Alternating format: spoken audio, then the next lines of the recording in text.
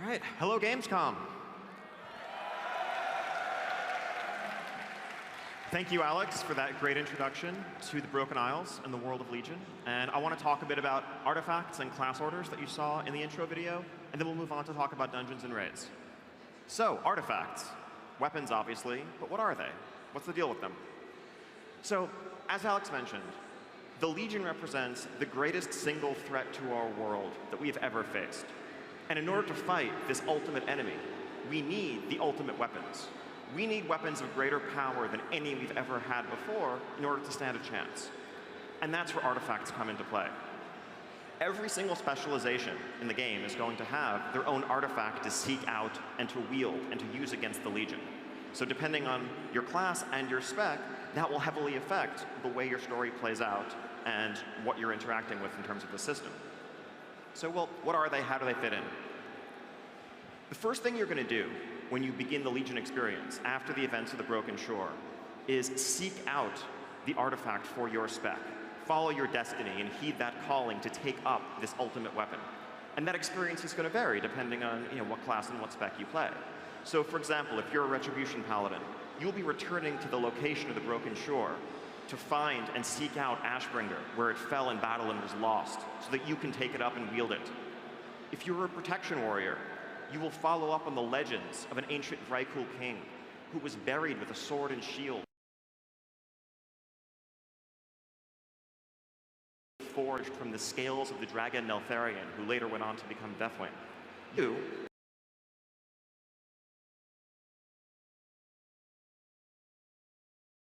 is go to Icecrown Citadel, find and seek out the shards of the weapon where they lay after the fateful encounter with the Lich King at the end of Wrath of the Lich King.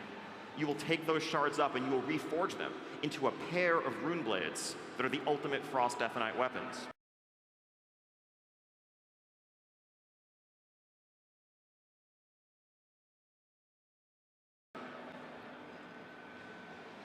Deeds in the world, you will also earn artifact power for your weapon. Artifact power is something you will earn through a wide variety of activities, whether completing a major quest line, killing a dungeon boss, outdoor objectives, winning a PvP battleground. Virtually any major type of activity in World of Warcraft will contribute to leveling up your artifact. Now this artifact power that you earn, what do you do with it? Well, you're going to spend it to unlock traits that empower your weapon and empower your own character. In addition, you can also have a number of visual customizations that you'll be able to unlock and explore. Ultimately, you control the destiny of your artifact. You customize the path in which you unlock those traits, and you choose your path to greatness. Now let's get into the system a little bit more. So, Ashbringer. This is a quick screenshot of the UI for Ashbringer.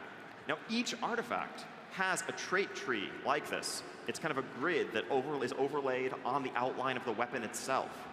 And as you earn artifact power, you can spend them to unlock these traits. Once you unlock a trait, the adjacent nodes unlock and become things that you can spend power in. And ultimately, you choose what you want to work towards. You choose how you want to navigate this tree and what you want your weapon to be. And at the far ends of the trees are major impactful abilities, such as the one we see on the screen here. This is something that will essentially cause your Ashbringer to duplicate some of your most powerful abilities. Let's look at the Frost Death Knights. Again, different weapons, different silhouette to the weapons, and therefore a different outline to the grid, but ultimately the same general concept. You begin at a central location and work your way towards the things that you most want. As you earn power, spend that power on traits, and unlock powers. Some of these are going to be simple damage increases, others are things that transform your rotation, others are new major types of utility, like the one we see here, that allows a Death Knight to basically use Raise Ally on themselves to resurrect themselves in the heat of battle. Now, visual customization. So this was something that may have flashed by really quickly in the trailer earlier. As we see in the menu here, this Ashbringer, but then also a number of different variants on Ashbringer. We understand that in a world where many Red Paladins will wield Ashbringer, it's important to really be able to feel unique and like your expression is like your weapon is an expression of the character that you want to play, of the things that you value, and of your accomplishments in the world. So these different looks to the weapon are things that you will be able to unlock through a wide variety of means. Some of them simply by leveling up your weapon, others by completing specific activities, whether they be raiding or PvP oriented or more completionist things in the world as a whole.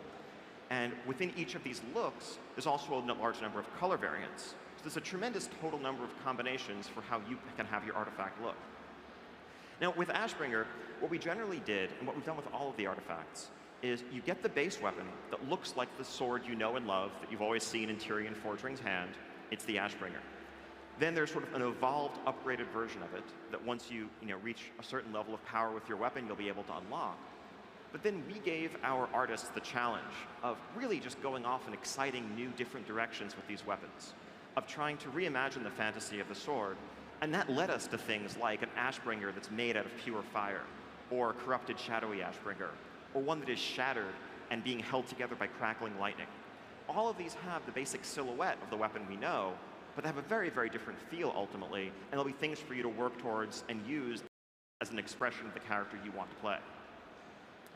So I know I've talked a lot about Ashbringer. Let's look at some other weapons. So if you're a Mistweaver monk, your adventure will begin by returning to Pandaria to seek out the staff of the Emperor Xiao Hao, who's really integral to the very legend and the essence of the continent of Pandaria.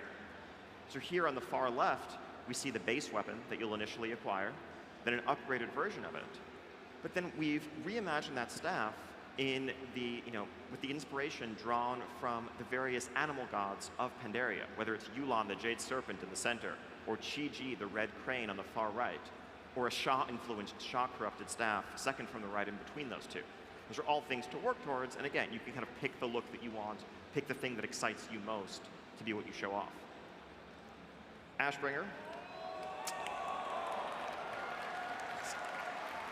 Exactly. I can't say enough about the amazing art and the work that our artists have done on these weapons. They just blow us away. So yeah, the base Ashbringer, the holy version, and then fiery, shadowy, and lightning. Large variants, but they all have that essence that says this is Ashbringer. Next up, a new one to many people. So Fellow Malorn. This was actually a spell sword wielded by Mage Kael'thas. Kael'thas used this in his battle against the Lich King at Icecrown Citadel, and the sword was lost there. So if you play a Fire Mage, you will begin the expansion by seeking out that blade. And when you take it up, you see the base version on the left. It is a very Blood Elf origin fire spell blade, an evolved version, but then the fantasy goes in different directions from there if you want to customize it in a fell direction, or sort of a molten lava direction, or that heavy Titan-influenced one on the far right that has a very different feel to it. It's all up to you. The Eagle Spear. So this is something that is new to the lore. It's heavily associated with the High Mountain Tauren. This is basically a fabled weapon of the Tauren tribe in High Mountain that you will seek out. You will track down the powerful creature that claimed the life of its last wielder, defeat that creature, and take this for yourself. The animal inspirations for the spear, you see, the base version is themed after the eagle. Then in the center we have a wolf theme, a serpent, and a bear on the far right. This weapon will be something that survival hunters can seek out and claim. So next up, Frost Death Knights. So these are the blades that you will forge from the shattered shards of the greatest Death Knight weapon of all time, Frostmourne. The base version on the left, and then the initial upgraded version second from the left. Now for these weapons, we actually didn't go in such crazy different directions. We didn't do a fiery sword. I mean, they're all kind of, it's a question of what you like most as Death Knight. Do you like skulls, or frost, or more skulls, or different skulls? But they're all different variations on the essence, the fantasy of what being a Death Knight is. And when you think Runeblade, this is what comes to mind. That is what your artifact needs to mean to you. Doomhammer.